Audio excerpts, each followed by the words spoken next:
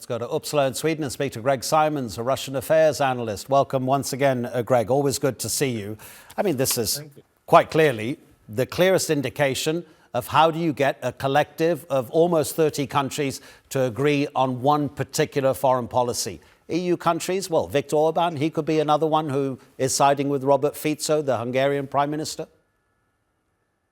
Well, I mean, the problem is that the EU has this horrible kind of policy, speak with one voice, they call it. And they have lots of documents on speaking with one voice. Of course, I mean, it presents a false image that there's unity because national interest diverges. Not every country has the same interest. And when we can see what it's costing Germany, for example, to support the US line against Russia. So, I mean, Fico is actually standing up for his national interests. I mean, you already mentioned that this gas deal is finishing, and now Zelenskyy is trying to coerce and blackmail him. He's saying that putting the conditions that Fico should not pay for Russian gas until after the war, and that Zelenskyy was offering something like $500 million from frozen Russian assets, goodness knows how he's going to get it, for Slovakia to push for the Ukraine's entry into NATO. What do you make of Vladimir Putin's end-of-year news conference, Greg, in which he talked about possibly being ready to compromise on how the war with Ukraine ends?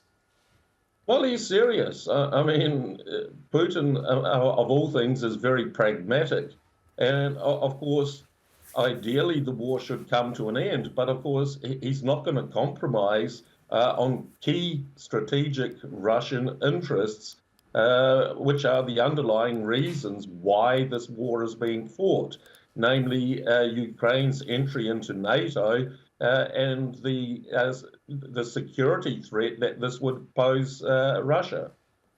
Do you see any particular point which becomes kind of a determining factor in terms of the date itself? And quite clearly, I'm thinking about the 20th of January. But is there anything else on the horizon you see as possibly influencing what's happening between those two countries and their conflict? Okay, well, I mean, January 20th is the obvious one.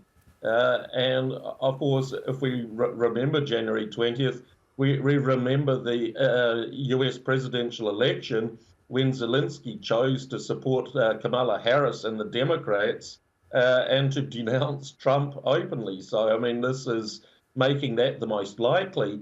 Apart from that, I mean, one can see that the Ukrainian front line is getting decimated. I mean, they're losing more and more territory, more and more troops. I mean, Zelenskyy so far is refusing to conscript 18-year-olds, but for how long? Because they're running out of men, they're running out of material, and they're losing material. So both politically and militarily, Ukraine is losing the war. And the EU and the US keep up this facade like nothing's happening. It's like the children's fairy tale. The emperor has no clothes. Everyone's pretending everything is fine, but it is far from fine. Greg Simons, thank you very much indeed. Thank you.